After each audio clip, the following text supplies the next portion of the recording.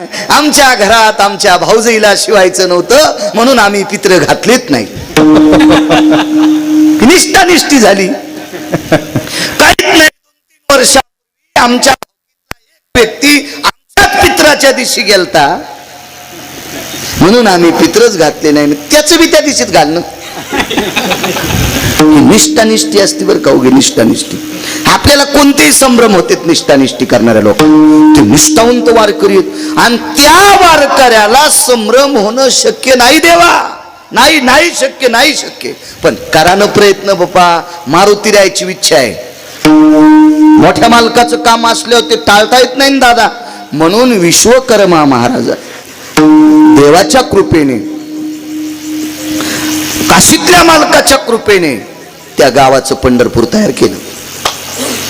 आणि बोलोबा महाराज वाळवंटात झोपलेले आहेत.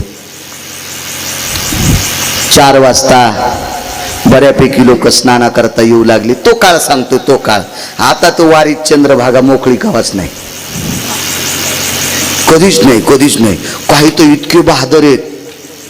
एक म्हणला 12 वाजून 5 मिनिटाला आंघोळ करतो आणि बारशीत आल्यावर द्वादश सोडितो. आणि घरी येऊन काय तुला पप्याच्या माईच्या झिपऱ्या इचरायच्यात काय तिच्या वापा आच्यात का तुला घरी येऊन का द्वादशीच्या दिवशीच मुहूर्त संध्याकाळी तिच्या वापा आला. तू 12 वाजून 5 मिनिटं बनला. 12 वाजून 5 मिनिटं झाले की एकादश संपली द्वादश सुरू झाली. मग आंघोळ करतो आणि बारशीत येऊन चपात्या खातो. त्या बापाची जी आगिरी आहे 12 वाजून 5 मिनिटाला एकादश संपायला. ब्राह्मे सुमुहूर्तेन भयस्थिता यत् प्रत्येषु जायते न क्रियाः सपुराणस्य महतास्ति वेदायां शास्त्रान् विद्यवतन्ति जायते. शास्त्र वेद पुराण सांगते हिंदू संस्कृतीचे उपास ब्राह्मी मुहूर्ताला सुरू होते आणि दुसऱ्या दिवशीच्या ब्राह्मी मुहूर्ताला संपत असतात. एखादं जर 12ला संपत असेल तर 1 वाजता कांदेन पिठलं खायला काय हरकत आहे. असं कसं होईल ते नाही शक्य. ते संपत नाही. उद्या आज सकाळी ब्राह्मी मुहूर्तावर सुरू झालेला उपास दुसऱ्या दिवशी ब्राह्मी मुहूर्तावर संपत असतो. त्याचा काळात गर्दी कमी होती. मोजकी लोक होती म्हणून सकाळी सकाळी 4 वाजता वारकऱ्यांची मांदी स्नाना करता आली. टाळांचा आवाज. थकलेली बोलवा महाराज उठले. ओळखीचे वारकरी दिसले. वा वा वा वा. रामकृष्ण हरी रामकृष्ण हरी रामकृष्ण हरी रामकृष्ण. सगळे रामकृष्ण हरी घालीत होते पण अंतकरणात संभ्रम रुतत होता. म्हणे मी रात्री मारुतीरायाच्या मंदिरात होतो. माझे हातपाय थकलेली होती. चलणं शक्य नव्हतं. पाय लांबत नव्हती आणि हे पंढरपूर कस काय. काही वारकरी म्हणले उठा ना करा ना आंघोळ चला नगर प्रदक्षिणा करायची. पुंडलिकरायापासला अभंग तुम्हीच म्हणत असतात चला पटकन. ते म्हणले गडे मला पक्क सांगा पंढरपूर हेच आहे का. हे जे ओळखरीची वारकरी केलते का दादा ते देवानं तयार केलते. ओळखीचे वारकरी. आता त्याच्या विवेकाला काय डोकं लावायचं. बुद्धिमत्ता चतुरातो काय त्याच्या डोक्याला काय हात लावायचा का. विश्वातला चतुर्थ येत ना माणसं उगाच उड्या हाणतेत. तालुक्यात माझ्यासारखा चालू कोण नाही. मग तुझ्यासारख्या चालूला ज्यानं जन्माला घातलंय तो तुझ्यापेक्षा मोठाच चालू असेल ना. याचं तर लक्ष घेतलं पाहिजे नाही का. आपल्यासारखा चालूच कोण नाही म्हणले. अरे ते चालूचा बाप आहे. तू कशाला विचार करतो. एक जण म्हणला मायासारखा गुंडच कोण नाही. 1 नंबरच्या गुंडाला दुपारा 2 वाजून 18 मिनिटाला आपटू हाणलं लंकेतल्या गुंडाला. तर तू वायरण टाटरण पायपच वारणार असतील. दुसरं काय गुंडाला लय काय झालं तर सरकारची कामं कागदावर करीत असतील आणि मधलं खात असतील. याच्या पलीकडे काय गुंडाळपणा करशील तू. 1 नंबरच्या गुंडाला हाणलंय त्यानं. मधल्या तुमच्या मायासारख्या गुंडाला तर घरात घुसू आणि हे भेद का ते का सामान्य आहे का ते. सगळी ओळखीची लोक केली मानायला तयार नाहीत. एक वारकरी होते. का म्हणे बोलोबा महाराज तुम्ही ऐकतच नाहीत कधी बी. तुमचा थोडासा अरेराई तुमचा धटपण आहे. नाही म्हणले कडे मला काही म्हणा पण हे पंढरपूर मला खरं वाटत नाही. काय कळस दिसायला काय पाणी वाहतंय काय वाळवंट हे काय आकाश आहे. दोन्ही थड्यांची झाडं आहेत भीषण आणि काय बोलता तुम्ही. ते म्हणजे नाही हो, आपल्याला संभ्रम. पंचांगच आणतो दाखवायला तुम्हाला. पंचांग दाखवायला आणतो म्हणणारा कोण वारकरी होता माहिती? गरुड. हा बोलोबा महाराज म्हणले पंचांग सांगून बाबा आता आजची तिथी कोणती येत. मी तर सप्तमीला त्या गावात होतो. आजची तिथी कोणती? तर भगवान गरुडाला म्हणले कशालीच केलं बापा आता तो. आता त्याला कळन ना मी या दिवशी पंढरपुरात नसतो म्हणून. गरुड म्हणले देवा आता तुम्हाला कसं झाकायचं तर झाका, पण महाअपमान करू नका. तर पंढरपुरातल्या मालकानं ब्रह्मकन्येला आमंत्रित केलं, सरस्वतीला. म्हणून आपल्या संप्रदायात सरस्वती देवी स्वीकारली.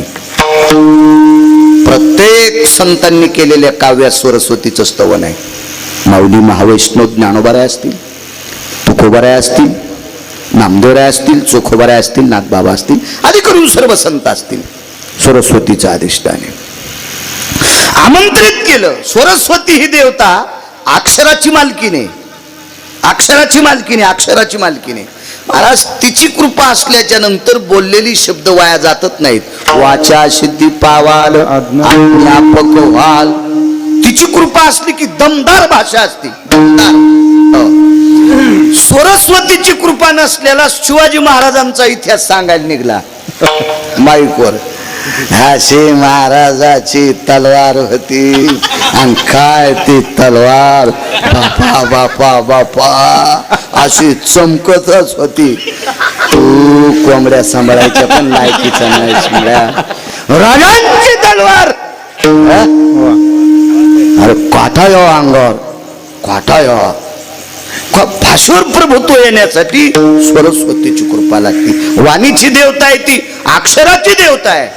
आणि सरस्वतीला सांगितलं बाई मागच्या अवतारामध्ये सीता मला भेटावी याच्याकरता तुला विनंती केली, आणि मागच्या अवतारात मी सीतेला भेटावा याच्याकरता तुला विनंती केली.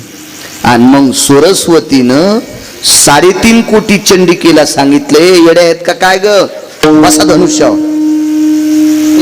मग सरस्वतीचं ऐकून सगळ्या 3.5 कोटी चंडिका धनुष्यावर बसल्या. कव्हा 10 तोंडाचं धनुष्य उचलू लागलं तवा. कव्हा बसले हे बी ध्यानात ठेवा. 10 तोंडाचं धनुष्य उचलू लागलं का त्यावेळेला सरस्वतीनं सांगितलं तुम्ही सगळ्या दाबून बसा. म्हणून हे थुतराव पडलं 10 तोंडाचं किडू.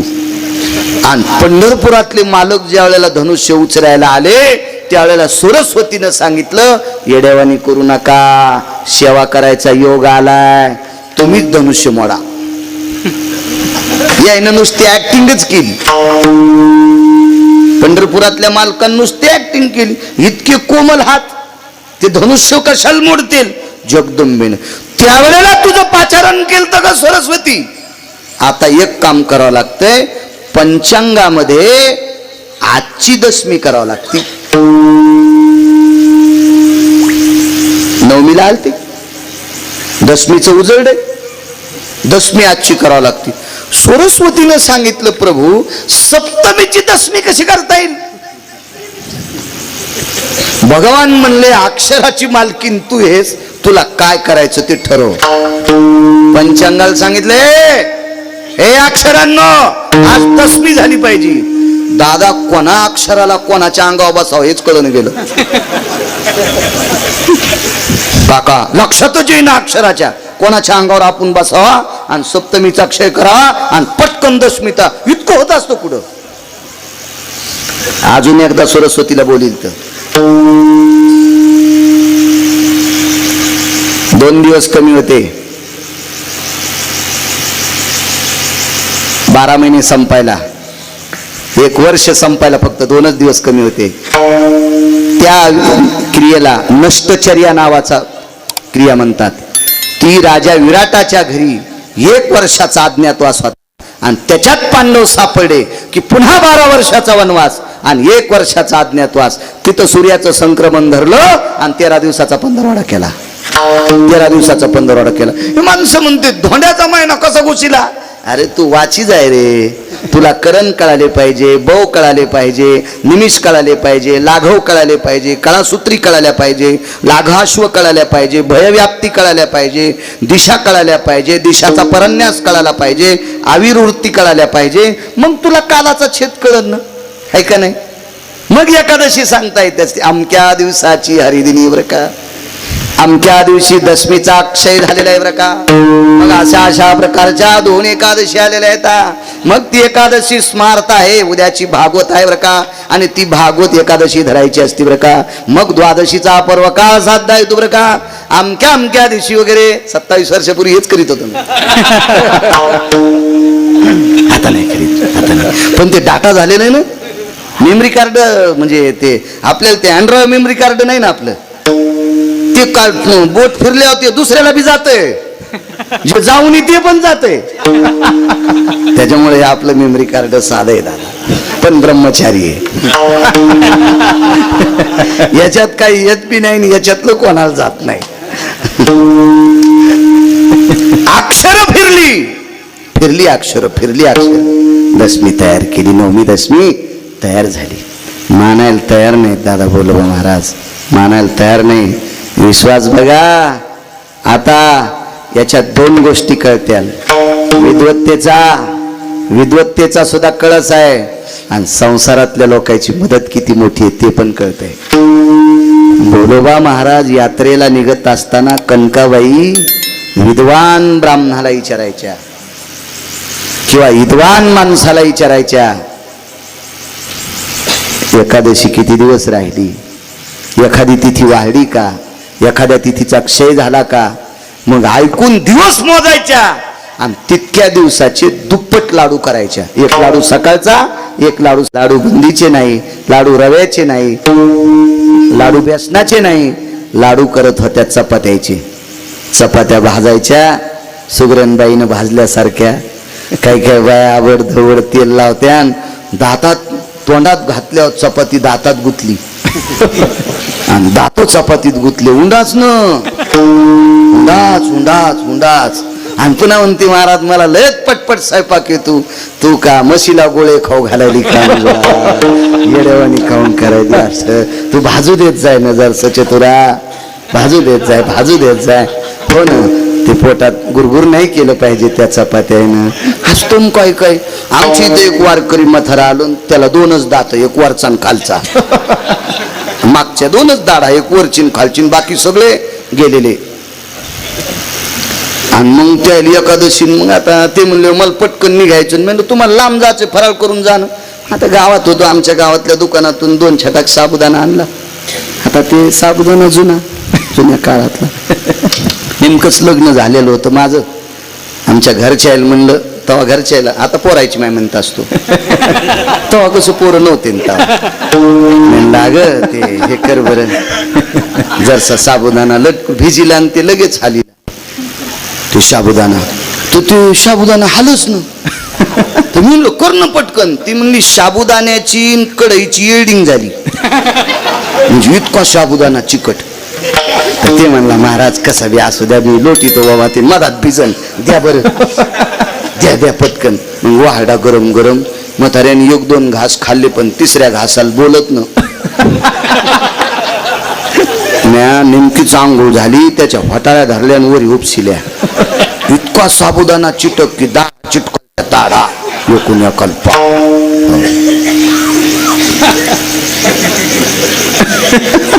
असे पदार्थ पंक्तीत नाही आणायची, पंक्तीत जरा चांगल्याच वस्तू आणल्या पाहिजे.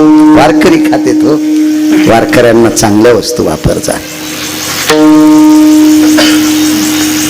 त्या लाडूला मलिद्याचे लाडू म्हणतात. मलिदा. पिशवी परशी काढल्याबरोबर मग पंढरपुरातल्या मालकाला घाम सुटला आणि गरुडाला घाम सुटला. पिशवी काढल्याबरोबर लाडू मोजले.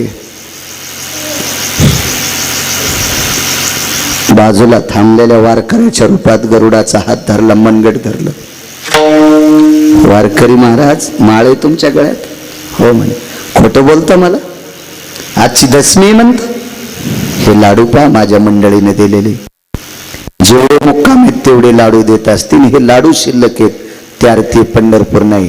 गरुड प्रगट झाला काका, गरुड प्रगट झाला. गरुडा तुम्ही आहेत, मालक कुठे आहेत? मालक आले, आईसाहेब आल्या. गरुडाच्या चरणावर डोकं ठेवलं, आईसाहेबाच्या चरणावर डोकं ठेवलं, पंढरपुरातल्या मालकाच्या चरणावर डोकं ठेवलं. जे वारकरी दिसत होते का, या सगळ्या 33 कोटी देवता होत्या. पंढरपुरातल्या मालकाने खाली येणाऱ्या प्रत्येक देवतेला सांगितलं, तुकोबाराच्या ओळखीचे, बोलोबा महाराजाच्या ओळखीचे वारकरी व्हा. आणि मग बोलोबा महाराजांनी विचारलं, देवा असं का? महाराज, मारुतीरायनं तुमचा संदेश माझ्यापर्यंत पोहोचवला. पंढरपुराचा एवढा तुम्हाला लढाई, एवढा जिव्हाळा पंढरपुराविषयी की तुमचे डोळे झोपीत लढत होते. आणि तुमचा तो विरह दूर होवा, तुमचा विरह तसाच राहू नये, याच्याकरता मी त्या गावाचं पंढरपूर करतोय.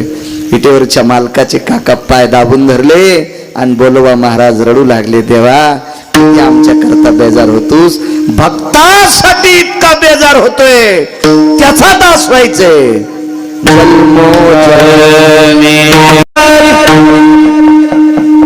संपलं का?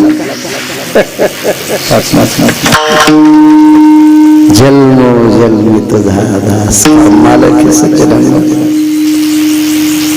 दादा. एक बारीकसा पुरावा सांगतो, पूर्णविराम करतो. इथून पुढे जे बोलन ती संस्थांची सेवा. पुढचे 10-5 मिनिटं ती संस्थांची सेवा. एक भजन्या, एक वारकरी नालायकाच्या हातात सापडला. का तुकोबाराय दास व्हायचं म्हणतात. नालायकाच्या हातात सापडला. तो नालायक होता कुंभकर्ण. त्याला नालायक म्हणण्याची गिरगावकराची पात्रता नाही. पुराण म्हणतंय, मी नाही म्हणत, माझी लायकी नाही त्याला नालायक म्हणायची.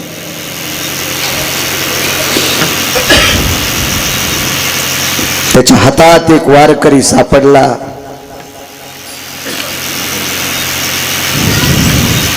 त्या वारकऱ्याच्या अंगामध्ये भक्तीचा सुगंध होता. काका, भक्तीचा सुगंध आहे.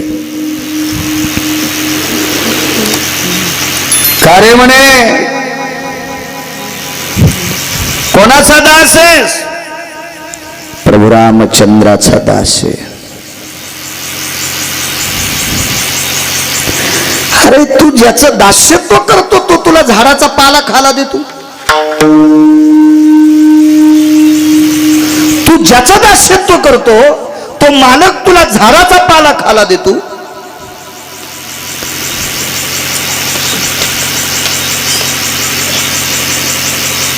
प्रभू रामचंद्राच्या आजोबाच्या काळातले एक राजे होते.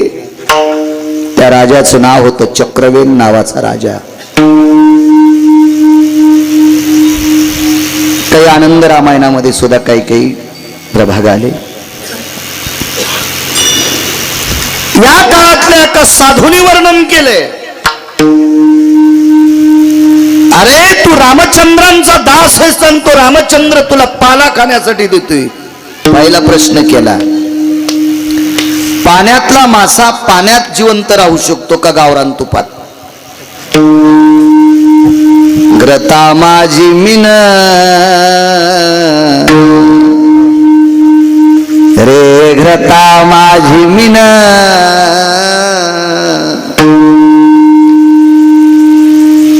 700-800 रुपये किलोचं तूप काका. दादा मासा टाकला की मर, पाण्यात टाकला की जगत. अरे मग आम्ही वानर आहेत ना, वानरांनी पालाच खावा. आम्हाला काय करायच्या तुपात भिजलेल्या चपात्या? तुम्हाला एक सांगू का, पोळ्याच्या दिवशी शहाण्या मालकानं बैलाला गुळ चारावा. गुळ चारावा, गुळ धमक असेल तर. हो, पानशेटपणानं लिंबा इतकं पुरण घाली तू चपातीत आणि बैलाला म्हणतो खा पुरणपोळी. धमक असेल तर बैलाला गुळ चारायचा. कणकीत आणि हरभऱ्याच्या डाळीत मिसळून घातलेला गुळ किंवा साखर पशुसाठी घातक असते. धमक असेल तर रोज सकाळी हरभऱ्याची डाळ भिजून खाऊ घाला, बैलाची उष्णता कायमची संपत्ती. धमक असेल तर धमक असेल. धमक असेल तर गव्हाचं पीठ मळून त्याला तूप नाही तर तेल लावून त्याच्या कणकीचे गोळे खाऊ घाला. हे पुरण ते एकत्रित खाऊ घातले की त्याच्या जठरासाठी घातक. गुळ खाऊ घाला, तुकोबरायन खाऊ घातला होता. पहिला प्रश्न केला, आम्ही वानर आहेत, पशु आहेत, वनीचे पाले खाईरा. पाला खाणार आहेत आम्ही.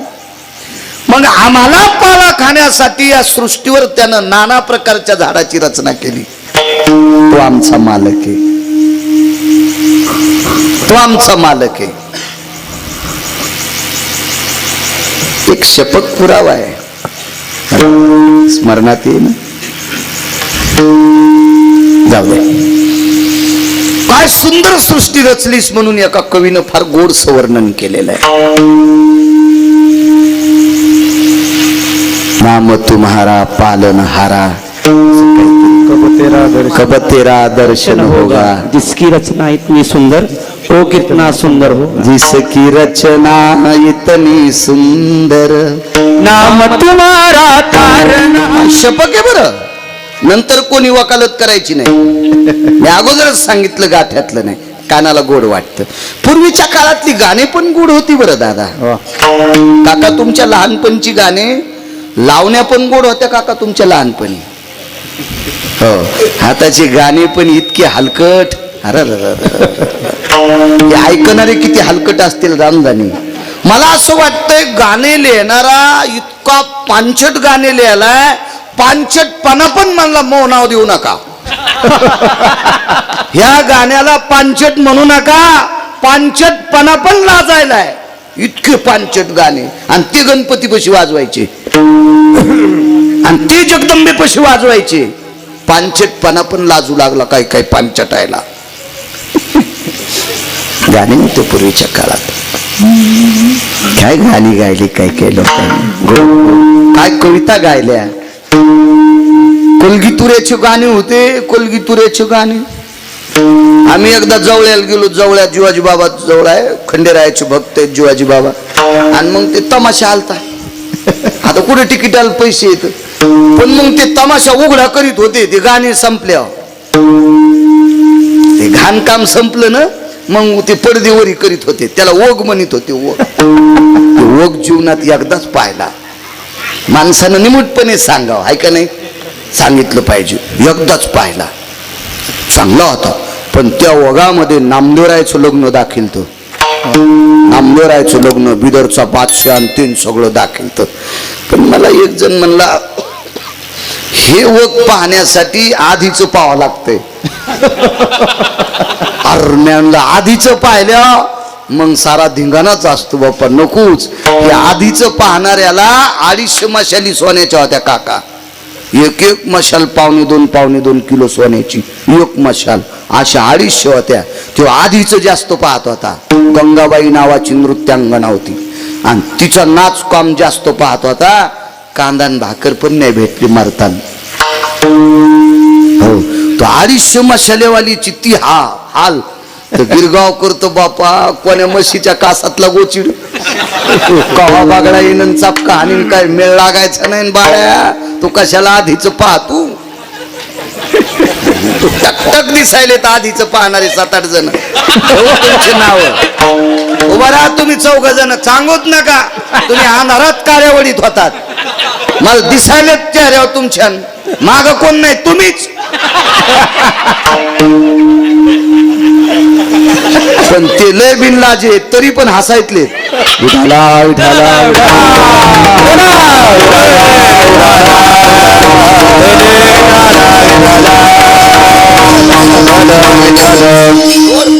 गोड. अहो, जात्यावरली गाणे जर पूर्वीच्या काळातली महिला म्हणायची तर त्या जात्यावरल्या गाण्यावर तत्व होतं.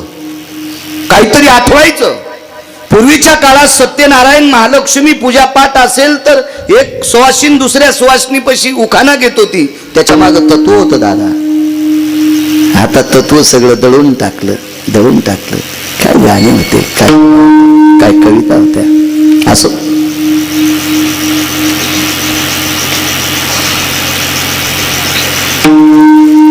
अरे पाण्याशिवाय मासा जगू शकत नाही, त्यानं निर्माण केलेली सृष्टी आहे, तिच्यावरला आम्ही पाला खातो. जी वा, एक काम करतो,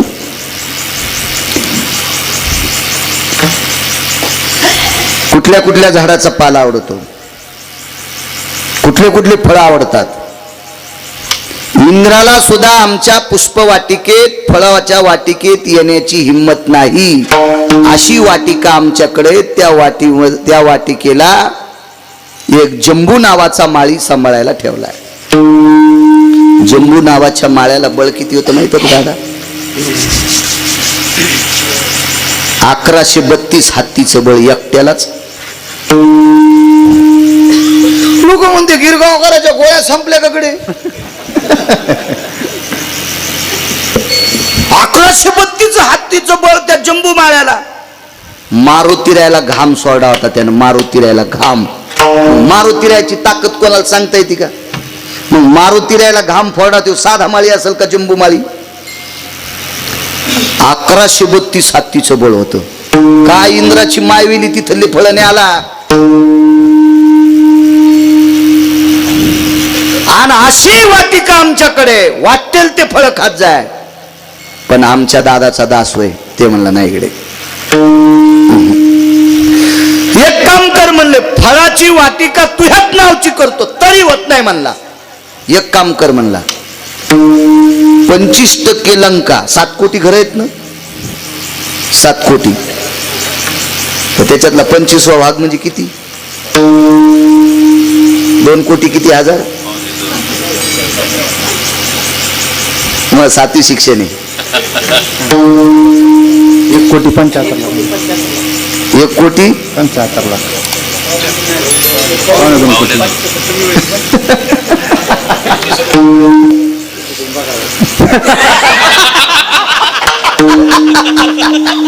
ते म्हणलं तुमचं तुम्हीच बघा.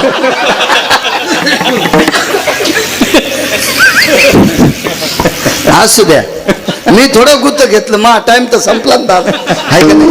ओव्हर टाइम सुरू आहे आता. 1:15. ठीक आहे. एवढी घरं देऊन टाकतो.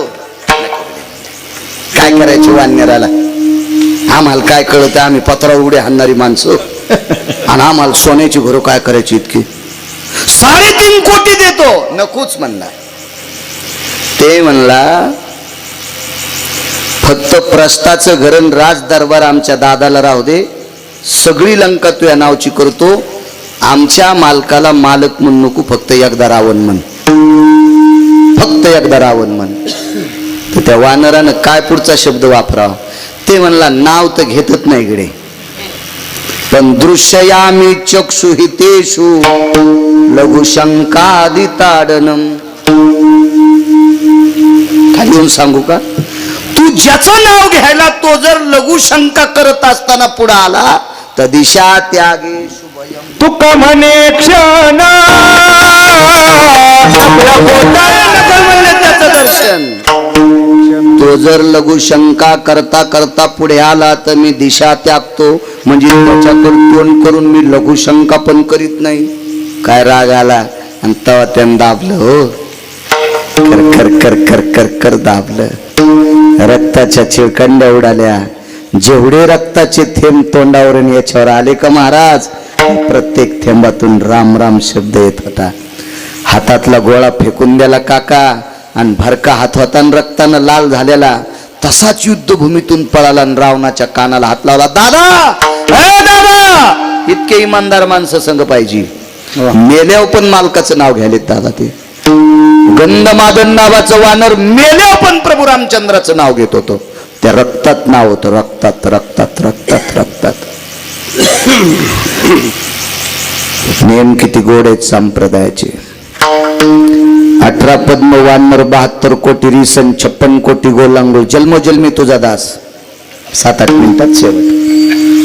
मलाही लांब जायचंय आता. आणि मग एकाही वानरान दादा काही खाल्लं नाही हो. आपल्यातला एक वारकरी गेलाय.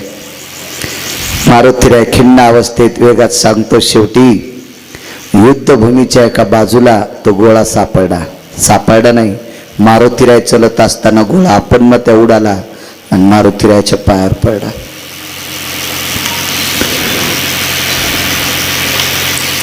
मारुतीरायनं आकाशाकडे बघितलं. त्याला चांदण्या जाग्या झालत्या. त्याची ताकद आहे दादा, त्याची ताकद आहे. मारुतीराय म्हणजे तेजस्वी. एका ठिकाणी शब्द आला, तिने तेज कांती प्रसन्न केला. मारुतीरायला तेज कांती. आकाशाच्या चांदण्याच्या प्रकाशात पाहिलं तर हाडा मासाचा गोळा आहे, रक्ताचा गोळा आहे. उचलून घेतला हातात. कोण? गंधमादने. कुंभकर्णाने मला मारून इकडे फेकलं होतं रे. काय इच्छा आहे? एकदा मालकाच्या पायावर टाक, एकदा मालकाच्या पायावर टाक. बा तुझी निसंगती बारे, तुझी निसंगती उद्धरिला से वानर पंगती. एकदा भेट करून दे. प्रभू रामचंद्राच्या शिबिरात मारुतीराय आले. लक्ष्मणजीने विचारला, हातात झोप लागली, उठवा लहाने मालक. लक्ष्मणजीने सांगितलं, झोप लागली. लहाने मालक, दया करा, मालकाला उठवा. उठिल प्रभू. काय हनुमंता? हे माझं. अरे हाडा मासाचा रक्ताने माखलेला गोळा कशाला आणलंय? मांस कशाला आणलं? प्रभू घेता का हातावर? देवाच्या लक्षात होतं मारुतीरायाचं बोलणं काय वावगं नाही. वंजळ केली महाराज आणि त्या वंजळीवर तो हाडा मासाचा गोळा घेतला. देवाच्या हातावर काका तो गोळा रामनामाचं भजन करीत होता. टपा टपा टपा देवाच्या डोळ्यातून पाणी पडत होतं. आणि त्या हाडा मासाचा गोळा म्हणजे गंधमादनाचं शरीर. विटेवरच्या मालकानं डोळ्यानं आंघोळ घातली. त्या वारकऱ्याला डोळ्यातल्या पाण्यानं आंघोळ घातली. तो नयनीच्या उदके न्हावीला, डोळ्यातल्या पाण्यानं आंघोळ घातली. आणि तेवढ्या रात्री बिभीषणाला बोलिल, राजा जी जी जी जन्मोजन्मी तुझा दास आहे.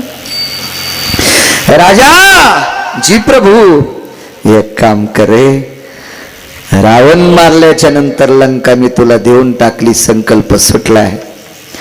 पण एक भीक मागतोय तुला, आमच्या वारकऱ्याची समाधी लंकेत कर. वारकऱ्याची समाधी लंकेत कर. काम किती मोठ्या माणसाला सांगितलं काका, जो कधीच मरत नाही त्याला काम सांगितलं. 7 चिरंजीवापैकी एक चिरंजीव दादा बिभीषण, ह्या वारकऱ्याची समाधी कर. आणि या वारकऱ्याची पुण्यतिथी दरवर्षी करत आहे. 1 वर्ष बिभीषणानं पुण्यतिथी लक्षात आलं किंवा लक्षात असून केली नाही, त्या वर्षी आवर्षण पडलं होतं. पाऊस पडला नव्हता लंकेत. इंद्राला चावल झाली, मूर्ख आहेस की काय तो, माझ्या लंकेत पाऊस पाडित नाही. ते मला वरून लंकेत फार वेळेस आला, पण लंकेतली भूमी वरून आला, सांगते इथं पाऊस पाडू नकोस, इथे पाऊस पाडू नकोस. का? या भूमीवर वारकऱ्याचा सन्मान होत नाही. मग लक्षात आलं बिभीषणाच्या, आणि त्या दिवशी त्या वारकऱ्याचं श्राद्ध केलं. दृष्टांत संपला. वानराच्या कुळातला वारकरी, त्रेतायुगातला, त्या वारकऱ्याविषयी जगाचा मालक इतका दखल घेतो. म्हणून जन्मोजन्मी प्राप्त प्रसंगी निवडलेला अभंग माझ्या देहूतील मालकांचा आहे. मालक या अभंगाद्वारे ब्रह्मांडाच्या मालकासमोर मागणी मागतात. देवा, हे जगदानंद कंद जगतपते पंढरीश पांडुरंग परमात्मा, मला तुझा दास करून घे. देवा, मला तुझं दास्यत्व करायचंय. जन्मो जन्मी तुझा दास. देवा एका जन्मापुरतं नाही, जेवढे मी जन्म घेईन त्या जन्मात मी तुझाच दास झालो पाहिजे. मला इतरत्र कुठेही भटकायला लावू नकोस आणि कुणाचाही दास करू नकोस. मला फक्त तुझाच दास कर. पंढरीचा वार करी वारी चुकोने दिहरी. देवा मला वारकरी कर आणि असा वारकरी कर की वारी सुरू असल्यावर कोणाच्या श्राद्धाचे कीर्तन मला देऊ नकोस. असा वारकरी कर.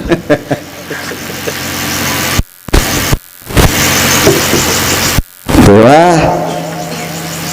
असा वारकरी कर, असा वारकरी कर, असा वारकरी कर.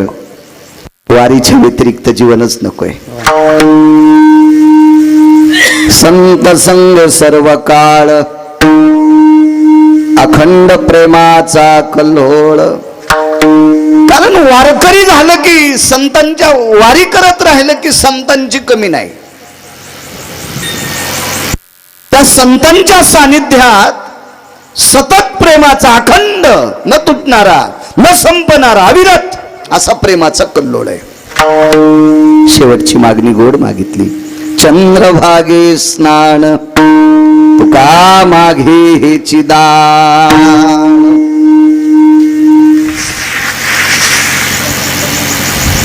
पुराणामध्ये शास्त्रामध्ये बऱ्यापैकी पवित्र पापनाशिनी गंगेचं वर्णन आलं. 350 गंगा आहेत. या पवित्र भारत देशात 349 आहेत. 2734 उपनद्या आहेत या भारत देशात दादा. आणि 350 पवित्र गंगा आहेत. एकच गेली फक्त नेपाळमध्ये गंडकी. मग एवढ्या गंगा असताना तुकोबारायांनी स्नान मात्र आवर्जून चंद्रभागेच मागितलं. देवा मला चंद्रभागेचं स्नान पाहिजे. हा साधा सोपा सरळ अभंगाचा अर्थ. तुकोबाराय दादा विटेवरच्या मालकाला मला तुझा दास व्हायचंय किंवा मला तुझं दास्यत्व करायचंय, मला तुझा दास करून घे इतकं मागतात. विटेवरच्या मालकांनी बऱ्यापैकी माझ्या देहूतल्या मालकांना विनंती केली असेल, तुम्हाला बाकीचं दास्यत्व नकोय का? नको म्हणले. नको नको, बाकी इतरत्र फिरू नकोस आम्हाला, मला फक्त तुझाच दास व्हायचंय. त्याही काळात काही मोठाली मालक असतील काका, पण तुकोबाराय त्या मालकांना मानित नसतील का? कारण त्या मालकांचं अस्तित्व दिव्यासारखं असते. दिव्यातलं तेल संपलं की दिवा इजला. काही काही लोकांचं अस्तित्व एक हौदभर पाणी आहे. काही काही श्रीमंताचं अस्तित्व रांजूनभर पाणी आहे. काही श्रीमंताचं अस्तित्व एक तळभर पाणी आहे. तळे पण आटले तुमच्या भागातले. काल भगवान श्रीकृष्ण परमात्म्याचा जन्मदिवस अष्टमी, तर गणेश गणपती बाप्पांच्या कृपेनं कुठंतरी हिरवळ दिसायली दादा. मग सरोवर सुद्धा आटू शकतात. म्हणून सरोवरासारख्या श्रीमंत मालकांच्या नादी तुकोबारायला लागले नाही. पंढरपुरातला मालक म्हणजे समुद्राला लाजवील हे त्याचं वैभव आहे. म्हणून मला तुझा दास व्हायचे देवा, नको मला बाकीच्यांचा दास करू. असे तर दगड उचलल्या विचून निघतेत, असे निघतेत काय काय. नको मला त्यांचा दास, तुझं दास्यत्व हवंय देवा. राहिला प्रश्न, तुकोबारायला विटेवरच्या मालकाने विचारला असेल, तुम्हाला काशीतल्या मालकांचा दास नकोय का? त्यांचं दर्शन तुम्हाला आवडत नाही का? तर मला असं वाटतंय तुकोबरा आहे, ज्ञानोबरा आहे, नामदेव आहे, चोखोबरा आहे, नाथ बाबा, सावता महाराज, सेना महाराज, रविदास महाराज, कबीर महाराज, मीराबाई, जनाबाई, मुक्ताबाई, सखूबाई या सर्वांनी नमूद केलं असेल देवा काशीतले मालक तर आमचा प्राण आहेत, पण ते रोजची रोज आम्हाला इथंच भेटतात, आम्हाला तिथं जायची गरज नाही. रोज त्रिशूल डमरू घेऊन काशीतले मालक पंढरपूरला येतात ना देवा. त्रिशूळ डमरू घेऊन आला गिरीचा कांदा, त्रिशूळ डमरू. असं विश्वातलं एकच ठिकाणी शंकर जात नसतील असं मला म्हणायचं नाही. गेले असतील भगवान शिवशंकर दादा कुठं पण, काही काही पवित्र ठिकाणी शिवशंकर गेले असतील, पण काका रोज नाही गेले. रोज फक्त काशीतले मालक एकाच ठिकाणी जातात, ते ठिकाण पंढरपूर आहे.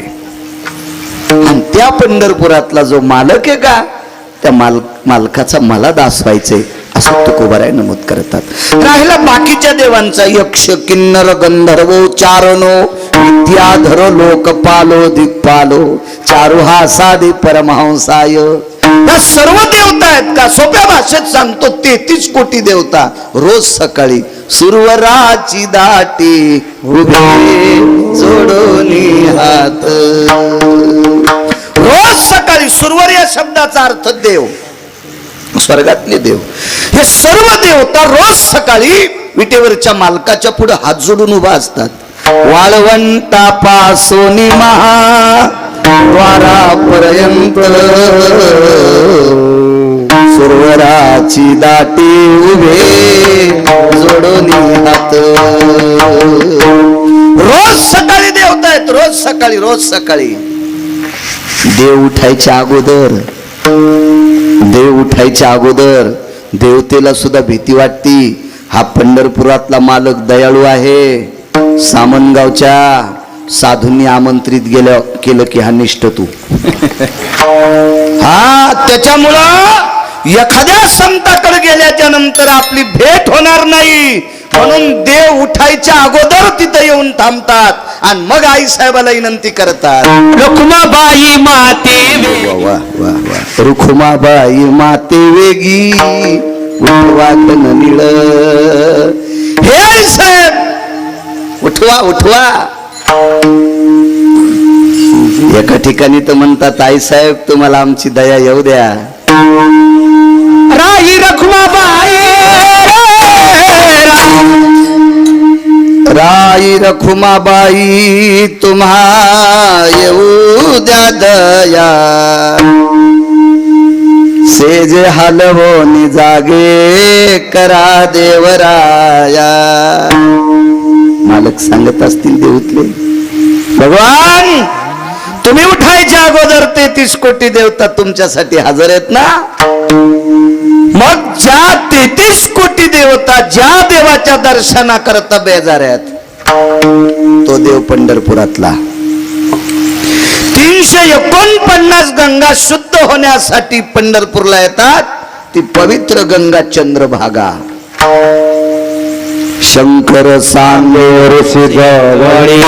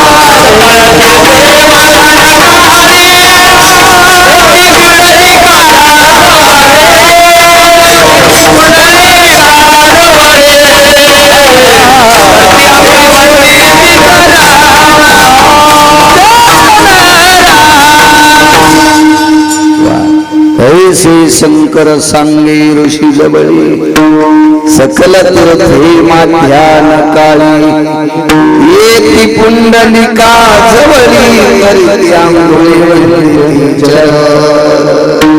तीही पवित्र गंगा पंढरपूरला आहे.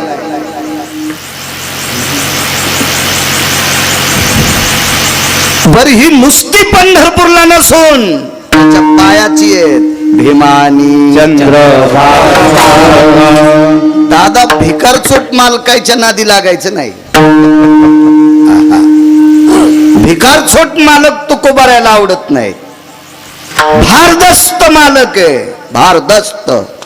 तुमच्या माझ्यासारख्या पाप्याने ज्या गंगे स्नान केल्या आपण शुद्ध होतो बिभीषण बुवा, पण ती गंगा मळती आणि मळालेली गंगा शुद्ध करण्याची ताकद चंद्रभागेते. आणि महाराज ती चंद्रभागा त्याच्या चरणाची गंगा. काय ताकद आहे काका, काय भारदस्त मालक आहे. बाकीच्या तीर्थांना शुद्ध करण्याची ताकद त्याच्या चरणातल्या गंगेत आहे. इतका मालक मोठा आहे. म्हणून देवा तुझं दास्यत्व स्वीकारायचे, तुझं दास्यत्व. हसतील काही काही मोठे पप्याच्या माईसाठी. असे ते कुंटाला न लोळायलीत कुठं बी. भक्तांसाठी मोठा असला पाहिजे. भारदस्त मालक आहे. उदार आहे, उदार आहे, उदार आहे. तेव्हा तुमचा दास्यत्व मला वाटते गेल्या वर्षी पण तुमचीच दादा यांचीच पंगत होती. महेशरावजी डेपे गेल्या वर्षी सुद्धा. वा, बघितल्यावर चेहरा बघितल्यावर लक्षात आलं. अशा तीर्थावर करत जा खर्च, देव तुमचं बरं करीन. आमचा एक पाहुणा श्रीमंत आहे, वाढदिवसाला मलेशियात गेला. ते म्हणला म्या 80 लाख रुपये तिथं खर्चिले. तिथं आल्यावर मेला, परत दिवशीत माती झाली त्याची. आमची मंडळी म्हणली ते जवळचे पाहुणे जा. मी म्हणलं पंढरपूरहून जर आल्यावर मेला असता तर कीर्तन रद्द करून त्याच्या मातीला गेलो असतो आणि त्याला भजन करीत फुकला असतं. पण मलेशियाला जाऊन मेला, ते 80 लाख किती सप्ते झाले असते. ते भडवा तिथून आल्यावर मेला. हा, त्याला नाही किंमत द्यायची. जे परमार्थात धन द्रव्य वेचतेत का त्याचं थोडस वर्णन केलं पाहिजे. काही काही कोणाला चोंभाळीते, कोणाला बी नको चोंभाळू रे, नको चोंभाळू. नरकाला जाशील चुंबळ्या. इतराची स्तुती आम्हा ब्रह्मा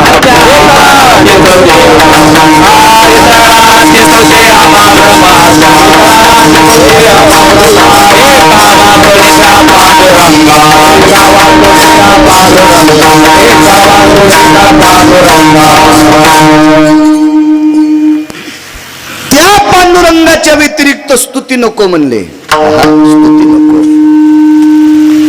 आणि मग त्या पांडुरंगाच्या नामचिंतनात सप्तात जी लोक थोडस द्रव्य वेचतात त्यांचं नाव घेतलं पाहिजे, त्यांचं घेतलं पाहिजे. कोणाची नाव घेतात, कोणाची चोंबाळीत. हात खरबड होते तू नको चोंबाळू कोणाला, जीवही खरबड होऊन जाईल. तुम्हालाही डेपेजी धन्यवाद. भारदस्त मालक आहे काका, कोणाचंही दास्यत्व नाही करायचं, नाही करायचं, नाही करायचं. गड्याच्या पोरीचं लग्न होतं दादा. गड्याच्या 22 वर्ष गड्यानं त्या मालकाची तर काम केलं. 22 वर्ष. पोरगी लग्नाला आली. मालकानं सांगितलं रुपये पाहिजे. गड्यानं सांगितलं. मालक म्हणले उचल घेतलीच ना रे, आता कसले रुपये. माझं सहालकडीला नेल्याच्या नंतर कुमार महाराज तरी 10-5 हजार तुझ्याकडे राहते आणि आता कसले पैसे मागतो. पैसे देऊ नका मालक, 30-40 किलो गहू द्या. पोरग बरं भेटलंय. मुलगी सुंदर होती, विद्वान होती, पण बाप गरीब होता.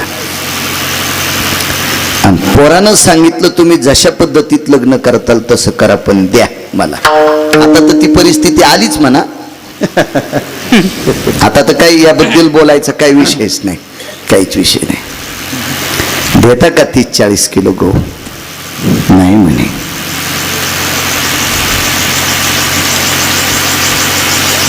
चोळू लागला मोठी. मालकाची मंडळी जरा हिशोबातली होती. तिने सांगितलं द्या 30-40 किलो गहू देऊन टाका, करील आपल्या इथं काम. 10 वर्ष करतोय. 20 वर्षापासून काम करणाऱ्या नोकराला एक गव्हाची थैली द्यायला जो मालक आंग चोळीतोय तशा नालायकाचं कशाला दास्य तो करायचंय? त्याचं साल तर पेरणीच सोडायचं. उभ्या पेरणीहून म्हणायचं मेवणीच्या पोरीचा साखरपुडा आहे, चल हिसाब कर सुंबळ्या. चल तो हिसाब करतो, हिसाब हिसाब हिसाब कर. असला हलकट मालक. कसा मालक आहे माझा बघा. माझे तुकोब्बर आहेत, त्या मालकाचं दास्यत्व स्वीकारतात. उगं नाही स्वीकारलं. 2 पुरावे मानतो, फक्त 2. जास्त त्रास देत नाही तुम्हाला. गोलोबा महाराज वारीला निघाले. खर तर जाण्याची परिस्थिती नव्हती. कुठली परिस्थिती? शारीरिक. काका शरीर थकलेलं होतं, जीर्ण झालेलं होतं शरीर, वय झालेलं होतं. पण हे अधिकारी लोक, वारी म्हणजे या लोकांचा प्राण होता. प्राण. घरच्या सगळ्यांनी सांगितलं तुम्ही थकले, आता चालू शकत नाही. काय हरकत नाही म्हणले. जिथपर्यंत चालेल आणि त्याच ठिकाणी जर अंत्यविधी झाला तर वारीच्या वाटानं झाला, हे महत्वाचा विषय.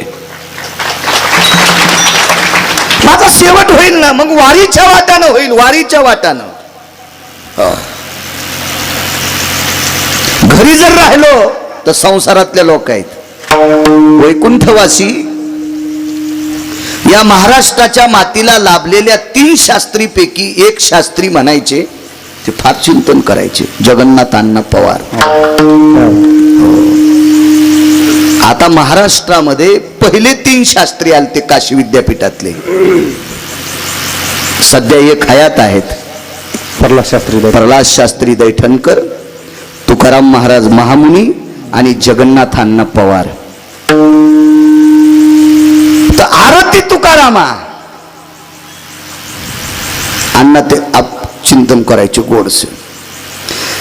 तर ज्याची संसारात रती त्याची नाही आरती. ज्याची संसारात रती त्याची नाही आरती, ज्याची परमार्थात रती त्याची आरती. आरती तुकारामा. अण्णा म्हणायचे. अण्णा या मोठ्या लोकांचा आधार घेत असतील ही मोठी लोक. मोठ्या लोकांचा आधार घेत होती मोठी माणसं. मोठ्यांचा आधार घेणारी माणसंच मोठी होत असतात. मोठ्याला डावलणारी हरामखोर कव्हा वळचणीला झोपत असतात. विठाला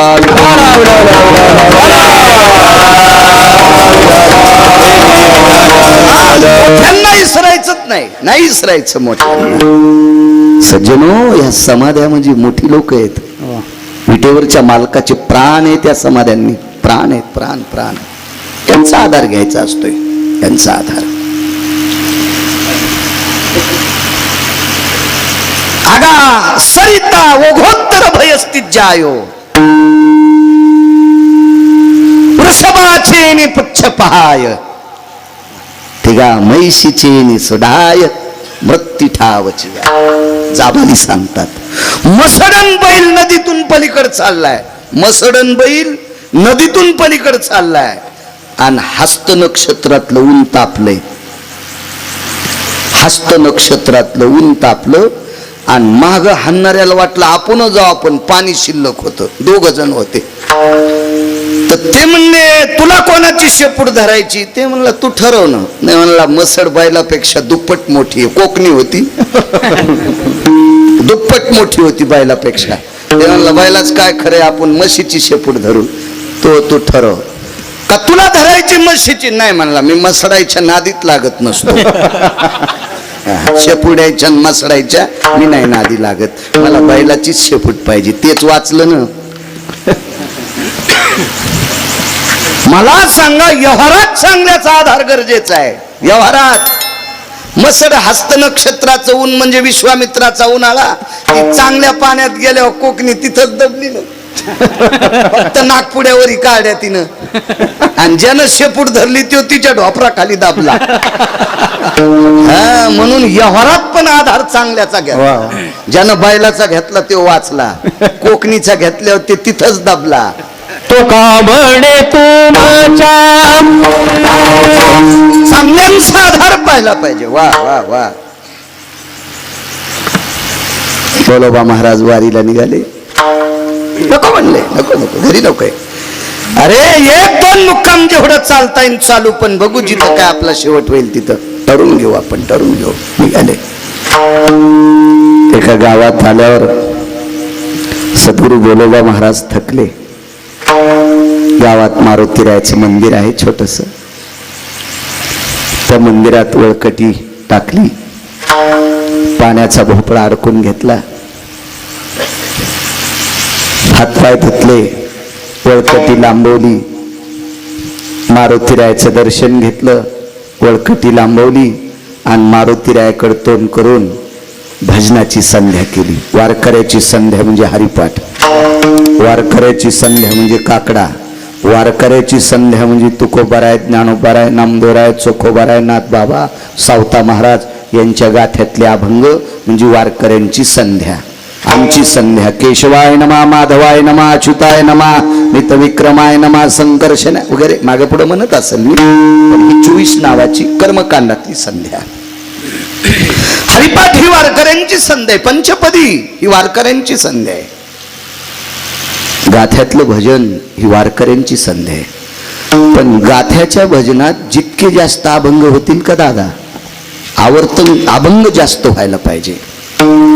नाही म्हणले मला जास्त गाता येते, 1.5 अभंगातच 1.5 तास घातला. अरे असा गाथा तू नदीला नेऊ नको न सुमळ्या, नको नेऊ न, तुझ्या बापाची जहागिरी नाही सुमळ्या, ते असं नको करू. भजनाचं मात्र करू नको. बैठकी भजन वेगळं, गाथ्यावरचं भजन वेगळं. मग ते राग रागिनी बैठकी भजनात किती उल्हासानं चालू द्या, काय हरकत नाही. गाथ्यावरलं भजन जितके अभंग होतील, जेवढी अभंग वाढतील, जेवढी अभंग मुखारविंदात. आमच्याकडे शतचंडी नवचंडी एक प्रकार असतो नवरात्रामध्ये. शतचंडी, नवचंडी, लघुरुद्र, महारुद्र असे प्रकार असते. तर एकानं म्हणायचं आणि 10 जणांना ऐकायचं.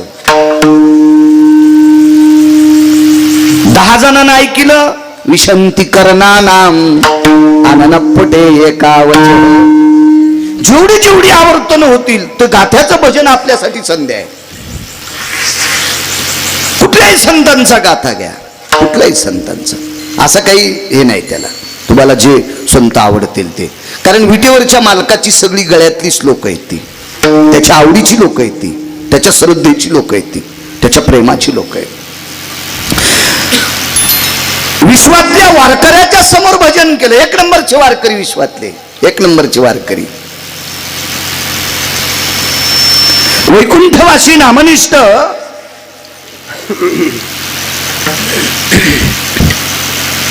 सद्गुरू माधव महाराज मगर म्हणायचे, दादा या संप्रदायाची स्थापना, या स्थापना म्हणण्यापेक्षा या संप्रदायाची निर्मिती भगवान शिवजींनी केली. एक जनार्दनी वैष्णव, माझ्या पैठणचे मालक नमूद करतात, एका जनार्दनी वैष्णव शिरोमणी महादेव. भगवान शिवशंकर वैष्णवातले आद्य आहेत. पकवास शंकरांनीच आणला बरं. वारकरी संप्रदायात आरक्षित केलेलं वाद्य पकवाज मृदंग हे भगवान शिवशंकरांची कल्पना आहे, त्यांच्या विचाराने प्रकट केलेलं वाद्य आहे शिवजींनी. असो, भगवान शिवशंकरांनी वारकरी संप्रदायाची स्थापना केली आणि त्या शिवजीचे अंश 11वे रुद्र, 11वे रुद्र इथं सुद्धा पैठणच्याच मालकाचा पुरावा आहे.